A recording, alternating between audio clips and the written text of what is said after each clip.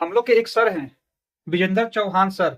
अभी ज्यादा समय नहीं बीता है, कुछ समय पहले मैं उनको एक उच्च शिक्षक के रूप में जानता था और उनकी रिस्पेक्ट करता था। रिस्पेक्ट अभी भी है, लेकिन आजकल उनकी बातों को सुनकर मुझे ऐसा एहसास हो रहा है कि मैंने एक ऐसे शिक्षक को बेस्ट समझा जो हमेशा जातिवादी मानसिकता में घिरा रहता है। अभी कुछ दिन पहले भी उन्होंने चैट जीपीटी को एंटी दलित बताया था, और अभी मैं एक वीडियो देख रहा था जिसमें वह यूजीसी के नियमों को समझा रहे थे और वह यह कह रहे थे कि यूजीसी में धर्म के आधार पर भी बात की गई है, लेकिन हिंदू धर्म के लोगों में से सिर्फ उच्च जाति ही सामने आकर यूजीसी का विरोध कर रही थी। सर से मेरा इतना ही आग्रह है कि सर, आप जब किसी चीज को स्पष्ट कर रहे हैं तो उसको बिना किसी पक्षपात के और भेदभाव के उसको स्पष्ट करें।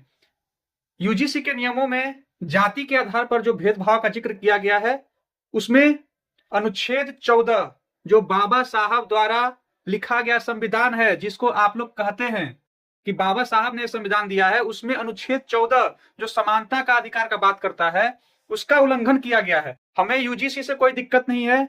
यूजीसी में जो जाति के आधार पर भेदभाव का जिक्र किया गया है, उसमें सभी जाति के वर्गों का जिक्र होना चाहिए। उसमें जाति में सामान्य जाति को भी जोड़ा जाना चाहिए, और एक पॉइंट और जोड़ा जाना चाहिए कि अगर कंप्लेंट फॉल्स होती है, अगर शिकायत जो की जा रही है वह गलत होती है, तो शिकायतकर्ता के खिलाफ कार्यवाही होनी चाहिए। सवर्ण जाति के लोगों का बस इतना ही मांग है, इसके अलावा हमारा किसी भी जाति से कोई मतभेद नहीं है। धन्यवाद दोस्तों।